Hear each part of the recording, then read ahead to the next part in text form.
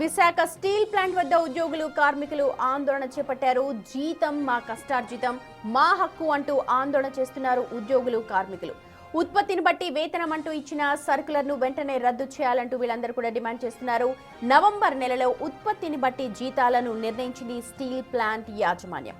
Steel ప్లాంట్లో ఉత్పత్తి అయిన మెటీరియల్ ని బట్టి ఉద్యోగులకు 60%, 80%, 85% జీతాలను నిర్ణయించింది స్టీల్ ప్లాంట్. డిసెంబర్ నెలలో రావాల్సిన జీతాలు ఇవ్వకపోగా సాలరీ పర్సంటేజ్ ను మొబైల్స్ కు మెసేజెస్ ద్వారా పంపించింది స్టీల్ ప్లాంట్ యాజమాన్యం. అయితే రా మెటీరియల్ ఇవ్వండి, ఉత్పత్తి చేసి చూపిస్తామంటున్నారు ఇటు ఉద్యోగులు కార్మికులు. విశాఖ స్టీల్ ప్లాంట్ ను సేల్లో విలీనం చేయాలి అనంటూ డిమాండ్ చేస్తున్నారు వీరంతా.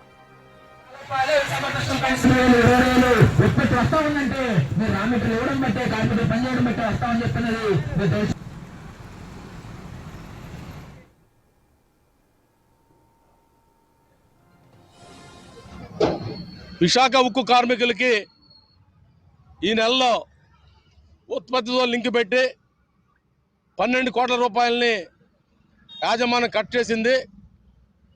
దాన్ని వెంటనే చెల్లించాలని 3వ తారీఖున రీజనల్ లేబర్ కమిషనర్ గారు ఆర్డర్ వేసినప్పటికీ, యాజమాన్యం చివాట్లు పెట్టినప్పటికీ బుద్ధి లేకుండా యాజమాన్యం ఈరోజు కూడా 12 కోట్లు చెల్లించలేదు.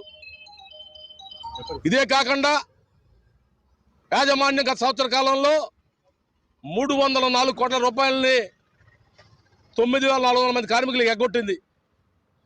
ఈ డబ్బులు ఇవ్వాలని కూడా అడుగుతూ ఉంటే ఈ డబ్బులు కార్మికులు కూలివ్వరు.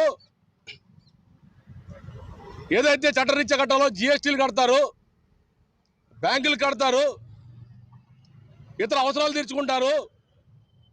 కానీ కార్మికులు పనిచేసిన వాడికి ఆ జీతం చెల్లిందని మీకు